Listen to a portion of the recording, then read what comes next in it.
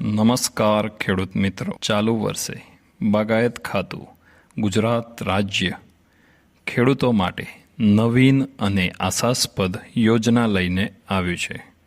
ખેડૂત મિત્રો, આ યોજના અંતર્ગત સેન્ટર ઓફ એક્સલન્સ વડરાળ ખાતે શાકભાજીનો ધરું તૈયાર કરાવનાર સામાન્ય જાતિના ખેડૂતોને 10,000 ધરું પર ફક્ત 5,000 રૂપિયા તથા અનુસૂચિત જાતિ અને જનજાતિના ખેડૂતોને 10,000 ધરું તૈયાર કરાવવા બદલ ફક્ત 2,500 રૂપિયા નક્કી કરેલ છે.